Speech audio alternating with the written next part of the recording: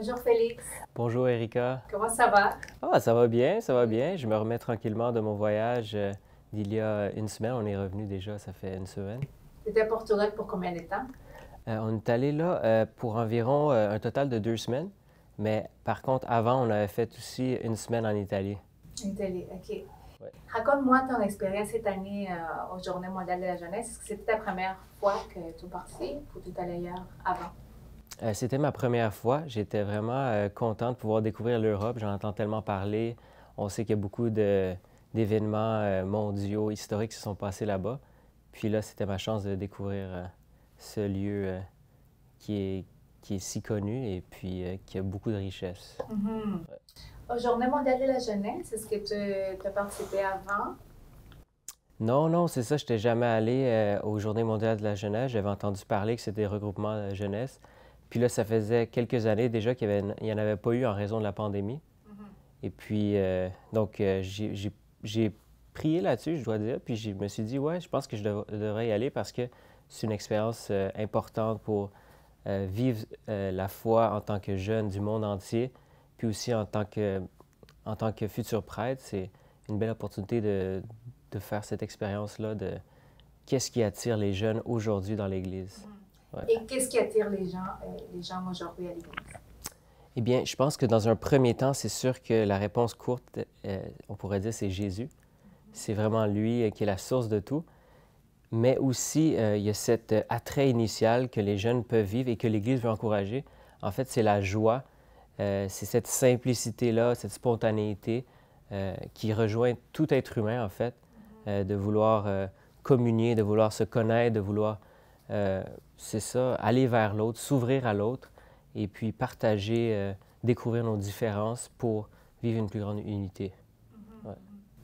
Est-ce qu'il y a quelque chose qui t'a surpris, qui t'a étonné, que tu as dit, mon Dieu, c'est extraordinaire, ou quelque chose que tu dis, tu penses que c'était plus en déclencheur des changements pour toi? Personnellement, oui, j'ai vécu plusieurs expériences. C'est sûr que la première chose, a priori, c'est assez impressionnant de voir tous ces drapeaux, tous ces jeunes rassemblés au même lieu, et tout ça dans la foi, dans cette joie aussi de l'Église. Mais il y a aussi, plus personnellement, des éléments qui m'ont rejoint. Le premier, en fait, c'est par rapport à la personne de Carlo Acutis. C'est un jeune qui est décédé en 2008 à l'âge de 15 ans. Et puis, donc, un peu de ma génération, il partageait sa foi sur Internet, il parlait des miracles eucharistiques. Et puis, il est décédé tragiquement, justement, à l'âge de 15 ans. Et puis, donc, il y avait sa dépouille assise d'abord qu'on a vue. Et donc, c'était très touchant de prier en avant de sa dépouille et de réaliser que c'est vraiment, il a vraiment vécu sa foi pleinement et il a voulu la partager autour de lui. Et aujourd'hui, il y a beaucoup de fruits qui s'apportent, même après sa mort. Donc, ça a été touchant pour moi, ça a été inspirant. Et puis aussi, ça m'a donné aussi cette inspiration-là de moi aussi m'impliquer un peu plus dans les réseaux sociaux. A priori, je ne suis pas quelqu'un qui est beaucoup là-dessus parce que je me dis que ça vaut plus la peine, tu sais, de prioriser les relations en personne, de rencontrer les gens plutôt que d'être devant un écran. Mais je vois aussi que à travers ça, c'est une opportunité de rejoindre les jeunes plus par Internet. Le pape François en a parlé aussi, il a encouragé les jeunes à s'afficher. Et puis aussi, on a eu la chance de participer à une conférence de la mère de Carlo Acutis, un peu aussi lorsqu'on était à Lisbonne. Donc, elle a aussi mis ça de l'avant. Donc, pour moi, c'est vraiment ce message-là de ne pas avoir peur de s'afficher, d'aller de l'avant et puis justement d'être visible et d'aller chercher les jeunes là où ils sont, c'est-à-dire en utilisant les technologies ouais, Actuel. actuelles. Oui, Voilà. trouver où les gens sont, finalement, les gens. Parle-moi un peu de ton expérience face à face, les discours, les somméliers du pape François. Lui, il a fait plusieurs allocutions, prières, réflexions. C'est quoi qu'il a dit, deux, trois choses peut-être qui t'ont touché davantage et pourquoi? Bien, la première, c'est dans son discours d'ouverture. Il a mentionné d'être racine de joie.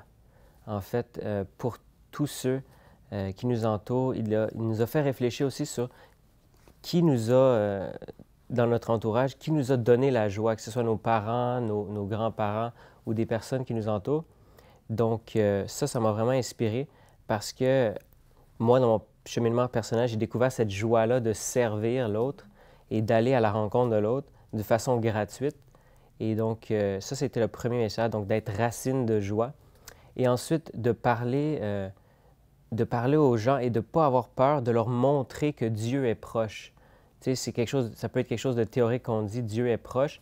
Oui, mais si les gens ne le vivent pas, si les gens n'en font pas l'expérience, si on n'est pas là pour eux, eh bien, ça ne porte pas fruit. Donc, le pape François nous a vraiment encouragés, justement, d'être proche des gens et de ne pas avoir peur de cette rencontre-là.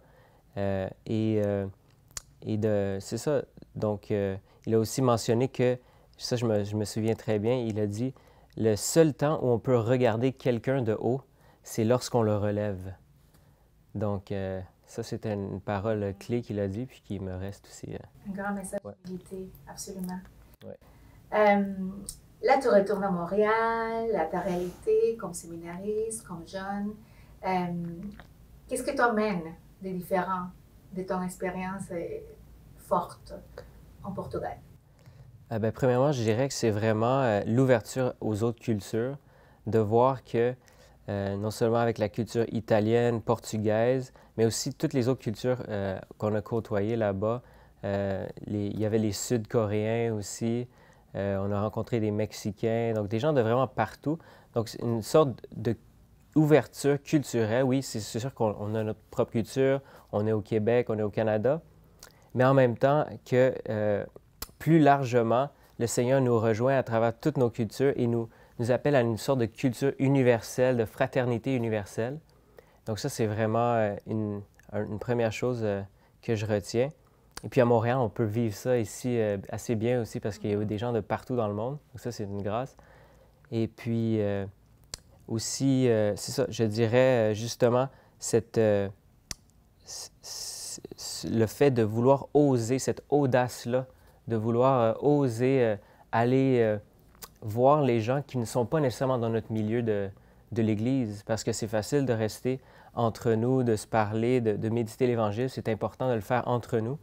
Mais au-delà de ça, c'est aussi important d'être en contact avec des gens qui n'ont pas nécessairement la foi et qui aspirent, veut pas, d'une manière peut-être implicite, à découvrir ce trésor-là que nous avons et donc de pouvoir le partager sous différents aspects, que ce soit des groupes sportifs, des groupes un peu plus ludiques aussi, pour pouvoir que cette foi-là rayonne et vienne toucher un maximum de personnes.